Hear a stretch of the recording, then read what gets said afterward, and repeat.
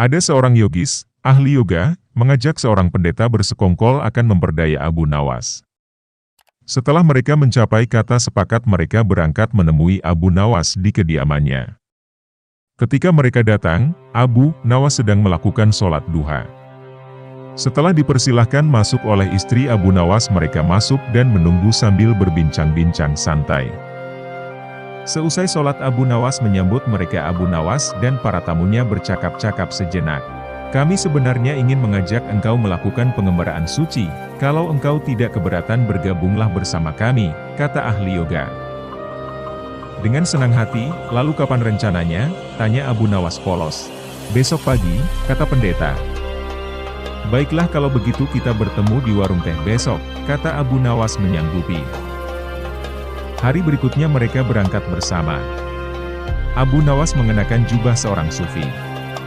Ahli yoga dan pendeta memakai seragam keagamaan mereka masing-masing.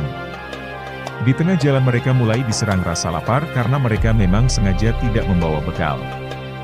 Abu Nawas kembali ke pendeta dan ahli yoga dengan membawa makanan karena sudah tak sanggup menahan rasa lapar. Abu Nawas berkata kepada mereka, "Mari, segera kita bagi makanan ini sekarang juga," kata Abu Nawas. "Jangan sekarang, kami sedang berpuasa," kata ahli yoga. "Tetapi aku hanya menginginkan bagianku saja, sedangkan bagian kalian terserah pada kalian," kata Abu Nawas menawarkan jalan keluar. "Aku tidak setuju. Kita harus seiring seirama dalam berbuat apapun," kata pendeta. "Betul, aku pun tidak setuju karena waktu makanku besok pagi. Besok pagi aku baru akan berbuka," kata ahli yoga. "Bukankah aku yang engkau jadikan alat pencari sumbangan, dan sumbangan itu sekarang telah kutukar dengan makanan ini? Sekarang kalian tidak mengizinkan aku mengambil bagian sendiri, itu tidak masuk akal," kata Abu Nawas mulai merasa jengkel. Namun begitu pendeta dan ahli yoga tetap bersikeras tidak mengizinkan Abu Nawas mengambil bagian yang menjadi haknya. Abu Nawas penasaran. Ia mencoba sekali lagi meyakinkan kawan-kawannya agar mengizinkan ia memakan bagiannya. Tetapi mereka tetap saja menolak. Abu Nawas benar-benar merasa jengkel dan marah. Namun Abu Nawas tidak memperlihatkan sedikit pun kejengkelan dan kemarahannya. "Bagaimana kalau kita mengadakan perjanjian?" kata pendeta kepada Abu Nawas. "Perjanjian apa?" tanya Abu Nawas. "Kita adakan lomba. Barang siapa di antara kita bermimpi paling indah, maka ia akan mendapat bagian yang terbanyak, dan yang kedua, lebih sedikit, dan yang terburuk akan mendapat paling sedikit." Pendeta itu menjelaskan. Abu Nawas setuju, ia tidak memberi komentar apa-apa. Malam semakin larut, embun mulai turun ke bumi, pendeta dan ahli yoga mengantuk dan tidur. Abu Nawas tidak bisa tidur, ia hanya berpura-pura tidur. Setelah merasa yakin kawan-kawannya sudah terlelap, Abu Nawas menghampiri makanan itu. Tanpa berpikir dua kali, Abu Nawas memakan habis makanan itu hingga tidak tersisa sedikit pun. Setelah merasa kekenyangan, Abu Nawas barulah bisa tidur. Keesokan hari mereka bangun hampir bersamaan. Ahli yoga dengan wajah berseri-seri mulai bercerita.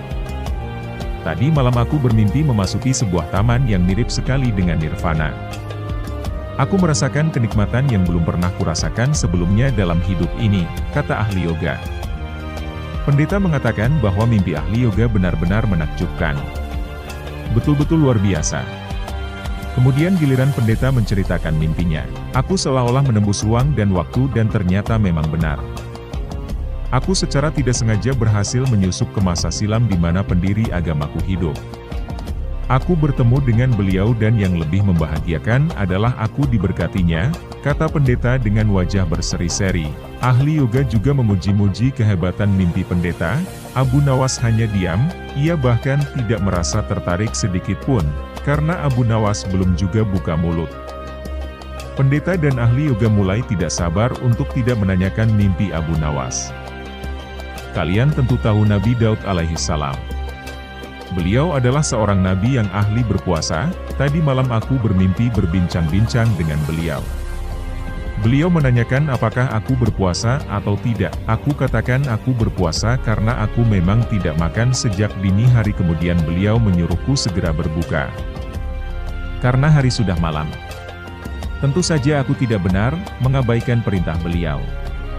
Aku segera bangun dari tidur dan langsung menghabiskan makanan itu, kata Abu Nawas tanpa perasaan bersalah sedikit pun. Sambil menahan rasa lapar yang menyayat-nyayat, pendeta dan ahli yoga saling berpandangan satu sama lain. Kejengkelan Abu Nawas terobati. Kini mereka sadar bahwa tidak ada gunanya coba-coba mempermainkan Abu Nawas, pasti hanya akan mendapat celaka sendiri. Semoga cerita ini bisa menjadi pelajaran untuk kita semua. Terima kasih.